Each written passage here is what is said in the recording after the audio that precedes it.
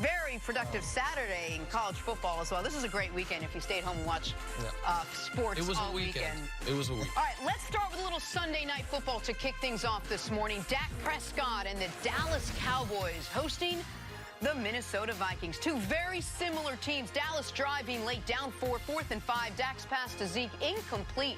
Quiet night for Ezekiel Elliott, just 63 yards, no scores.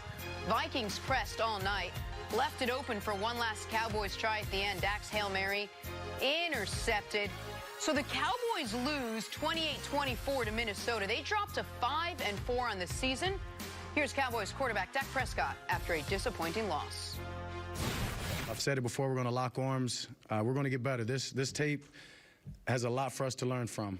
Sure, it's not the outcome that we wanted, but has a lot for us to learn from and to grow from, and we will, and we'll move and become better because of it.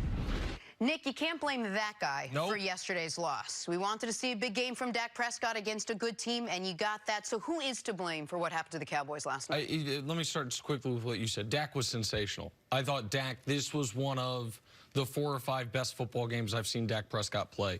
A national television night game, good team, your team needs it. And after a slow start, which is indicative for the Cowboys really the last 6 weeks of football, Dak was clicking, hitting multiple 3rd and 10 pluses, distributing the ball to everyone. The connection he had with Amari Cooper, toe tapping on the sideline repeatedly, including on a touchdown, was sensational, which is why I put the blame for this specific loss on whoever the hell's calling plays. Now, I don't know if it's Jason Garrett. I don't know if it's Kellen Moore. I don't know if it's hive mind combination of the two. But when you have your quarterback playing that well and the Vikings defense on their heels, you're down 4 points. You have a drive that starts on your 6-yard line. Dak is 6 of 7 throwing the football on that drive. Gets you to a 2nd and 2 at the 11-yard line. And Zeke, however great he is, he was not having a great game, and as coaches pointed out, oddly, in his career, has not been a great short yardage back. He's been great at almost everything else, not a great red zone or short yardage back, to all of a sudden go away from Dak to run Zeke on 2nd, run Zeke on 3rd, and then a pass play where they throw the ball to Ezekiel Elliott. Now, that decision might have been on Dak, but they should have never been in a 4th and 5. They were moving the ball through the air with Dak Prescott, who yesterday was the best player on the Cowboys by far. To take the ball out of his hands in that spot and what could have been a critical win for the Cowboys, Coach, to me, it's just calling the wrong plays, and it almost felt like they were worried about leaving too much time if they scored rather than first trying to make sure they scored the football, which down 4 they obviously had to do. I think that's a little bit of an unfair assessment, and time was a factor, and they were trying to shorten the game, understanding that if they got it in, they would want to limit the amount of time that the Vikings had to come back.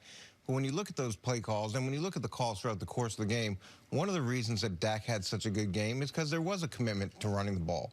And oftentimes, Dallas goes away from that so early, and then teams adjust knowing that it's going to be a pass-first game, and it's nowhere near as effective in the passing game as what we saw last night. I thought Dak played extremely well. I thought that the decision to keep giving Ezekiel Elliott chances, I don't see a big issue with that. Granted, it didn't work out, and I think this is what we always do. We look at it after the fact and say, how could you possibly give Zeke the ball?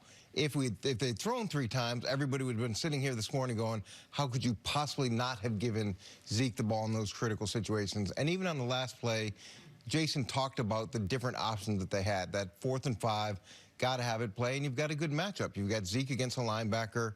It should work. It did work. The ball just was a little bit, not late, but a little bit behind. And it was a great play by Kendricks. It was a great play by Kendricks.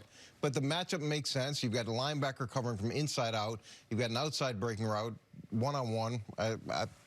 Look, it didn't work, but it wasn't a bad decision. And I understand your point that the commitment to the run early put Dak in some of those positive passing situations later.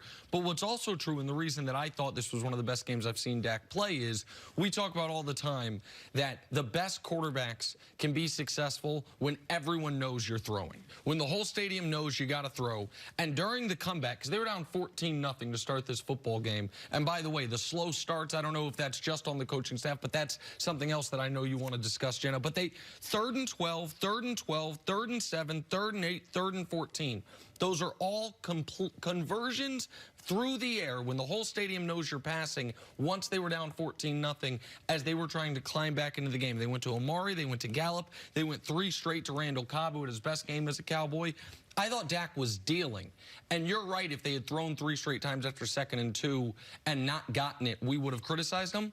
But the way Dak was playing, man, it feels almost impossible that they wouldn't have gotten it had they let him continue to throw the football. But the problem is that they were down 14-0 before you knew it, because they're outscoring their opponents the whole game. It's in the first quarter. They're getting outscored. I think it's 55-37 or something this season.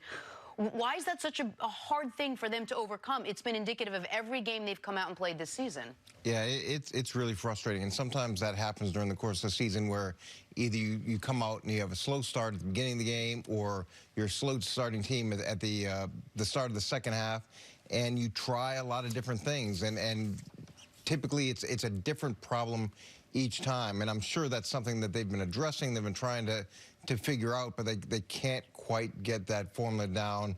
And I wish there was one easy answer for something like that, but there isn't. It's a combination of things that have led into this position. And now it's a 2-month trend. Like even the Miami game in week 3 that they ended up winning. If you remember, that was a very close game at halftime. I want to say 10-6, but it was nip and tuck at halftime. But then since then, in the first half against New Orleans, 3 points. Yep. Down 31-3 to Green Bay.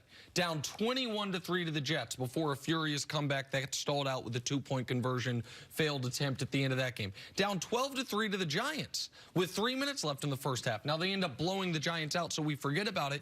And down 14-0 to Minnesota. That is an enormous problem for any football team, much less a football team that has what we consider to be the best player on their offense is their running back. It's hard to stay committed to the run the way you talk about if you're down 2 scores by the second quarter each and every week, as they have been for 2 months now. And with those problems, when you start emphasizing it so much, it can be a self-fulfilling prophecy. Sure. You can spend so much time and effort trying to figure out what that problem was, and sometimes you just gotta move off from the focus of it in order to get guys to relax in that situation and just go out and play, as opposed to keep adding pressure to the start of the game. All right, so now the Cowboys and the Eagles are both tied at 5-4 in the NFC East. Are you worried now that maybe the team we thought we were more confident would pull away from the Eagles might not even make the playoffs in the Cowboys? Oh, well, listen, the NFC East is one playoff team division. Like, there's one chair for 2 teams. There's with the Seahawks, with all of a sudden the Vikings again, with Carolina, even though they lost yesterday. Like, there's not going to be a wild card team out of the NFC East. So, yeah, you've got to be worried about Dallas, especially when, now, Coach, we've made it 9 minutes into the show. Let me look at the schedule for a moment for you. Especially when you realize Philly, now after the bye, they have New England and Seattle. That's very difficult. But then it's Miami, the Giants, Washington, Dallas, and the Giants again. So your final 5 weeks of the season, Miami's played better of late. The Giants just lost to the Jets, which should never happen. And then you have a chance to get revenge against Dallas. Like, Philly's schedule sets up so much better for them, which is why it was important Dallas keep this cushion that they have to go along with having beaten them head-to-head.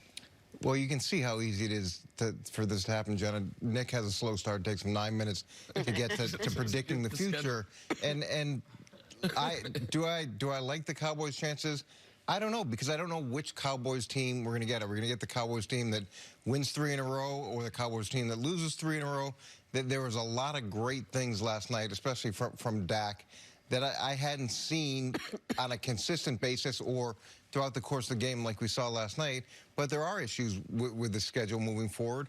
And the advantage that Philly has is there are enough veterans on that team. And even though they've had controversy, even though they've had a significant amount of injuries, they've lost, going into this past week, 48 games from significant contributors versus the Cowboys, which I think was 14 or somewhere along the line, nowhere near the number. And they found a way to push through that. So I give Philly an edge from a resilience standpoint and from an experience standpoint, where it feels like the Cowboys are trying to convince themselves that they belong in that spot. And once again, we've yet to have a game where all 3 of the superstars, Dak, Amari, and Zeke, put together amazing games. We had it from Dak and a little bit from Amari Cooper last night, but not as much from Ezekiel Elliott. We'll talk much more about this game coming up. On the other side, though, how did the Chiefs lose with Mahomes returning in an MVP performance? That's next on FS1. You can always check us out on the Fox Sports channel on SiriusXM. We'll be right back. Did you see Mahomes yesterday, though, Coach?